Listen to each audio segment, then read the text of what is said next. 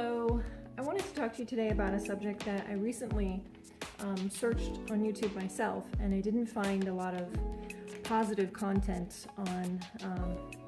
It was something that I was just kind of, well, I wouldn't say I was bored, but I was just looking for it to see if there was anything I could add to the conversation.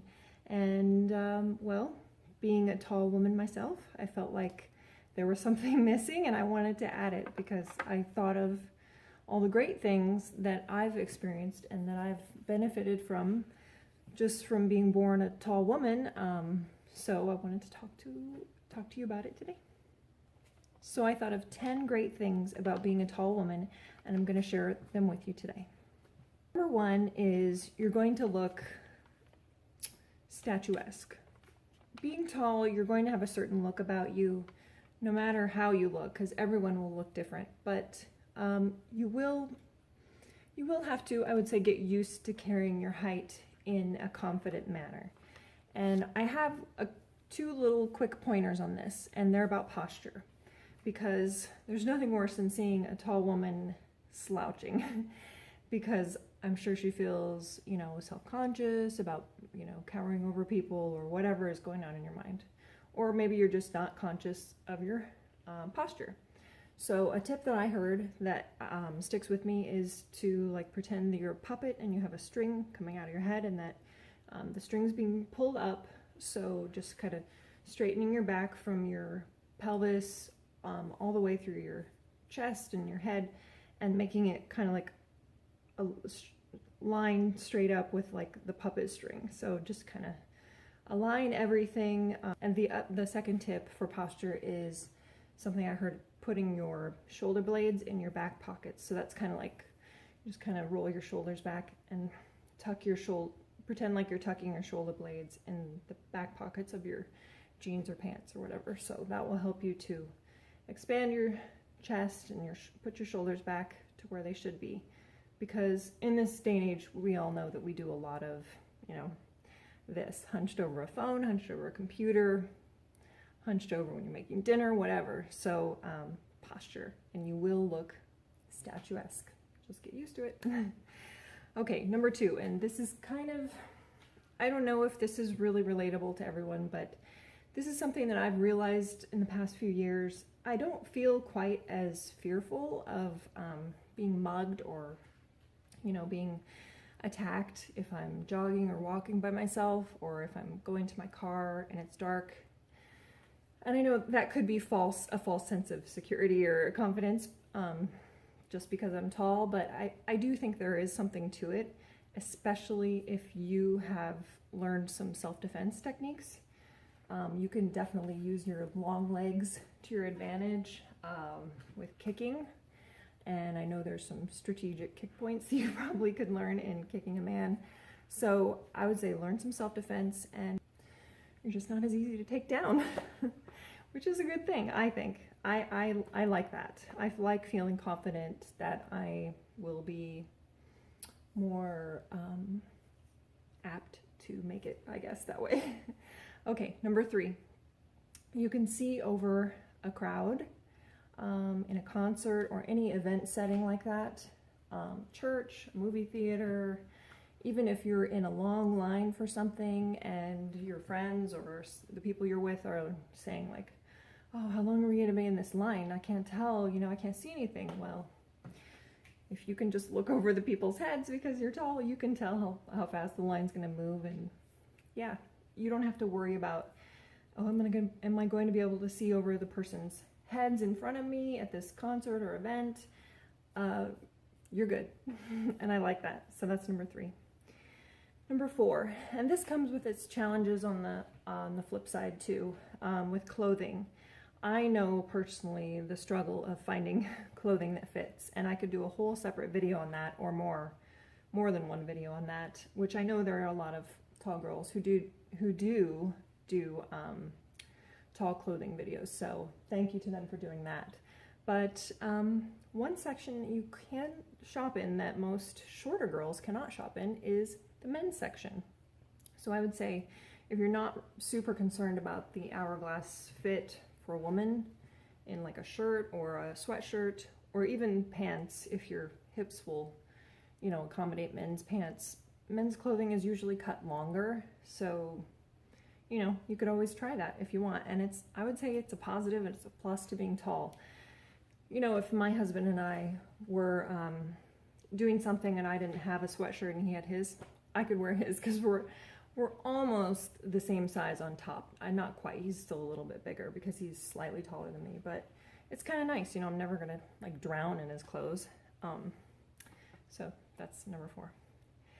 Number 5, again, this has its flip side, and I would never say this is a positive, but if you do gain 5 or 10 pounds, it's probably not going to show up on you as fast as a shorter person, because you have more space to distribute the weight, depending on where it lands on you when you gain weight as a person. But I find generally if I fluctuate 5 pounds, it's not going to necessitate like a new wardrobe or, you know, a different size clothing. I can usually go, you know, within that small range and still lose and gain, but not that I want to, but it just, weight doesn't show up on you as quickly as it would on a person like a foot shorter than you.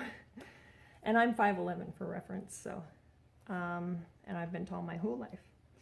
I'll talk about that more at the end. Okay, number 6, you can use all your kitchen cabinets. If you see my kitchen here, we have very high cabinets, and the only shelf I need to get a step stool for is the very top shelf. I don't think that would be the case if I were shorter. These are very high cabinets, it's high ceiling. And so I can use and utilize every amount of space here in our kitchen, and, you know, your clothes closet. It's really nice. In the garage, on the shelves, I can reach, you know, we have very high shelves in our garage where we put our coolers. If I ever need a cooler, I don't have to wait for my husband to get home, or, you know, whip out a step ladder and worry about falling and tripping off of it.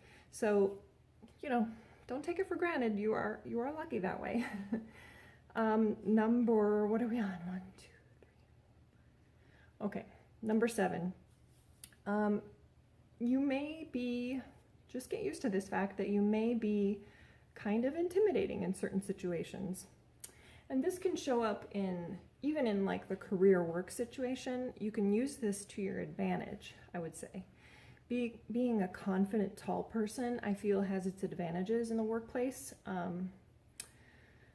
I don't feel like that's the reason that I've gotten promotions in the past, but I don't think it's hurt either. It just, you come off with more of an air of maturity and grace and elegance and intelligence, even if you're not, you know. But you can be a little bit intimidating.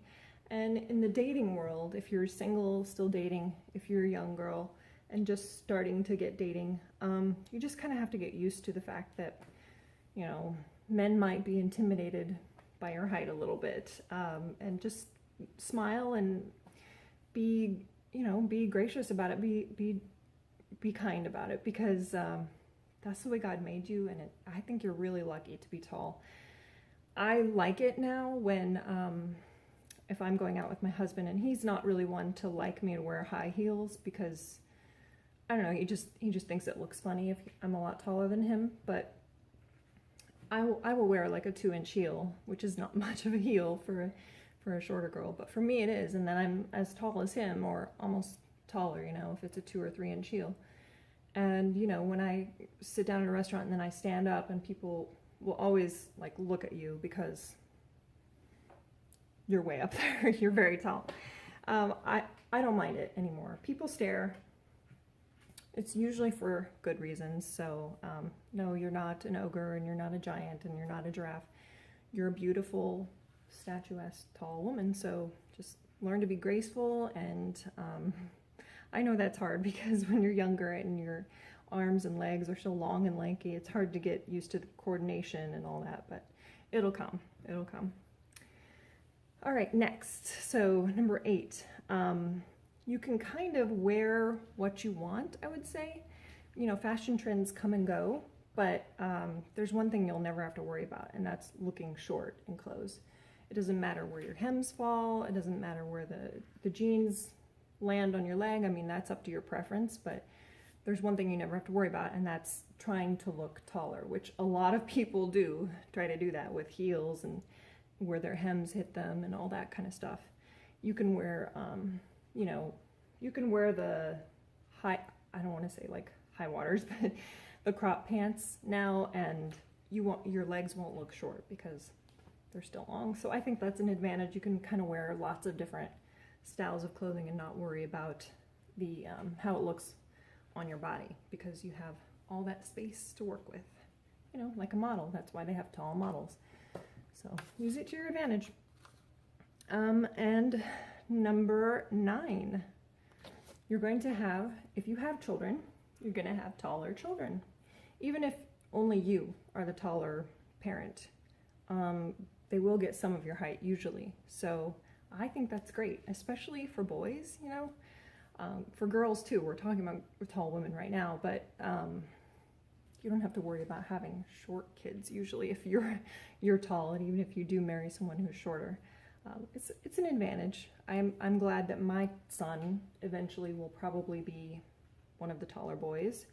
He's not there yet because he hasn't gone through puberty, but eventually he probably will be well over 6 feet tall, and I think that will be nice for him. He won't have to worry about, you know, girls that are taller than him or whatever.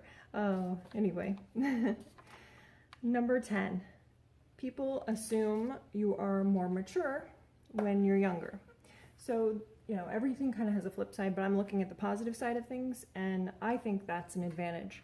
You can use that to your advantage. So just try to carry yourself with more maturity too.